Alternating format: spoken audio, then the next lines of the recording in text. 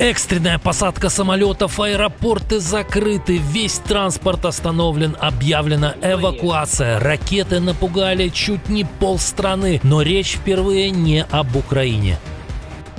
Оплеуха вассалу Кремля, тайная операция ВСУ и дырявая ПВО Лукашенко. Из строя выведен важный военный объект.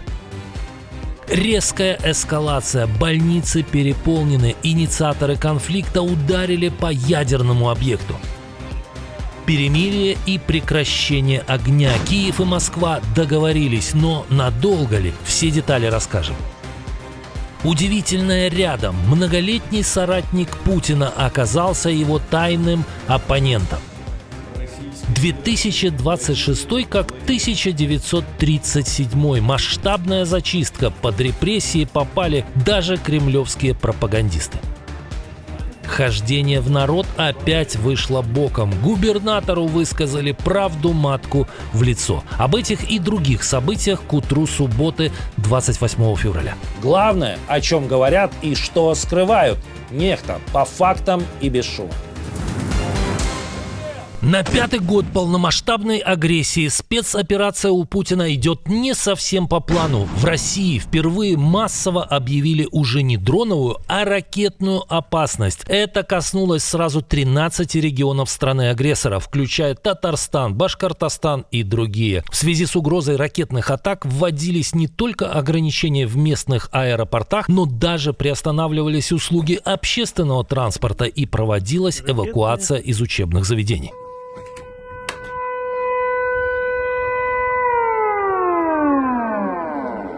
Обо всем этом стало известно из сообщений местных властей. В Минобороны России скромно отмолчались и официальную информацию об обстрелах российских регионов ракетами со стороны ВСУ не публиковали.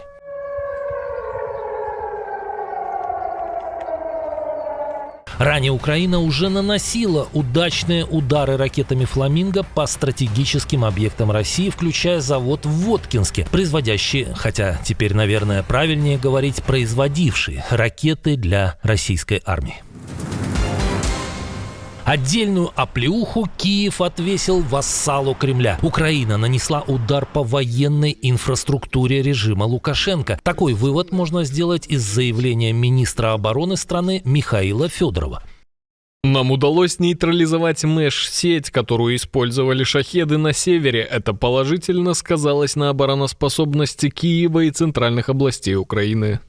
Сеть представляла собой систему ретрансляторов, где каждый узел одновременно выполнял роль ретранслятора для других. Пункты управления находились как в России, так и в Беларуси, а сигналы для шахедов передавались через высокие сооружения с мощными антеннами. Больше деталей Михаил Федоров не привел. Ранее похожее заявление сделал Владимир Зеленский и тоже без подробностей.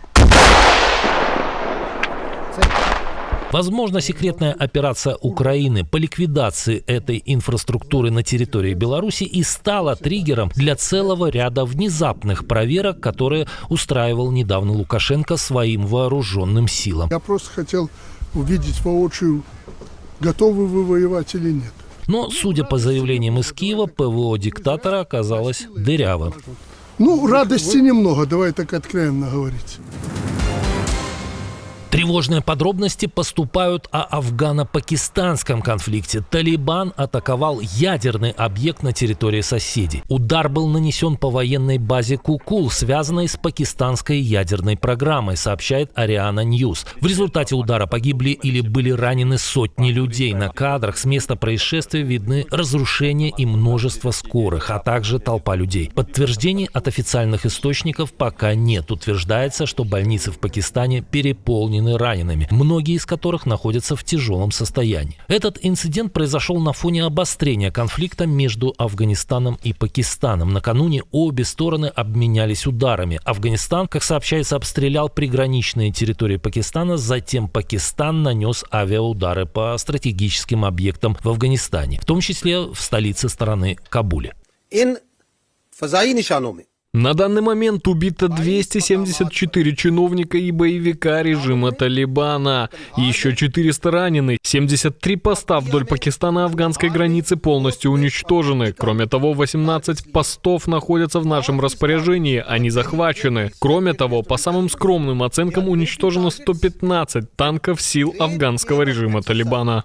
После таких заявлений из Исламабада в Талибане перестали бахвалиться и заявляют о стремлении уладить все миром.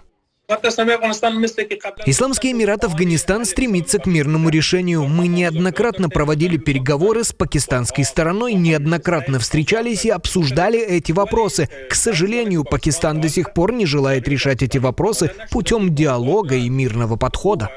Ну и как этим вчерашним террористам не поверить?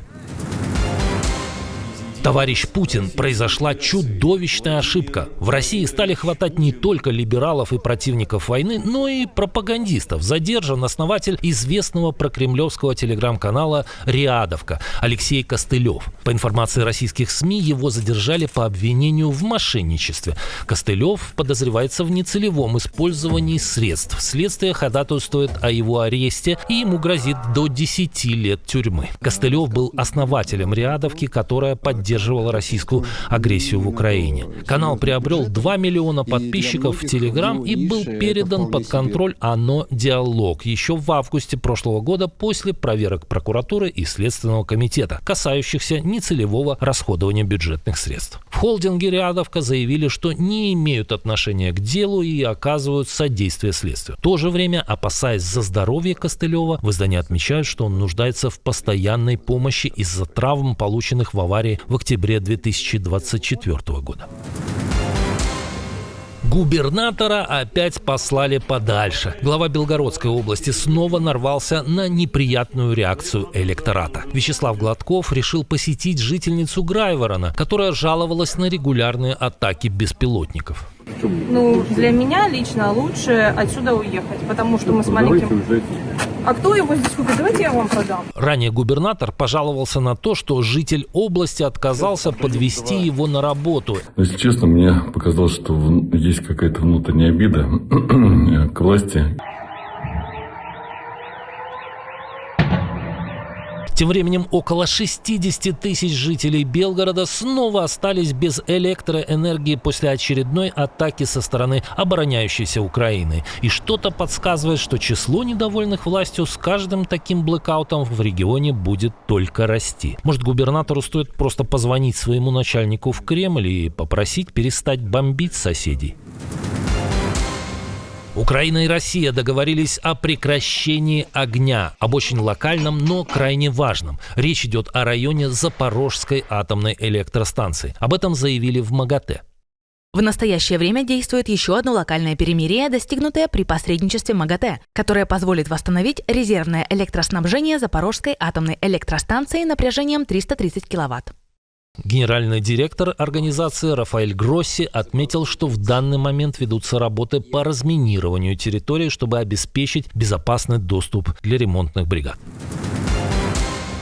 Старый знакомый в новом образе. Человек, который более 20 лет помогал Путину, оказался его скрытым оппонентом. Вы не поверите, но это Анатолий Чубайс. Бывший чиновник высочайшего ранга теперь оспаривает канадские санкции по отношению к себе. Они были введены после того, как Фонд борьбы с коррупцией включил Чубайса в список поддерживающих вторжение России в Украину. А это, по словам бывшего топ-менеджера, является неверным. Чубайс заявляет, что он с 2022 года находится в изгнании и исторически был в оппозиции Путину. Правда, сам наследник Ельцина честно признавался, что автор ваучера его режиму очень полезен.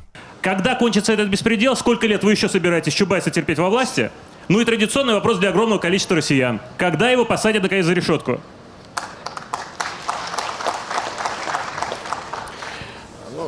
Анатолий Борисович Чубайс остается такой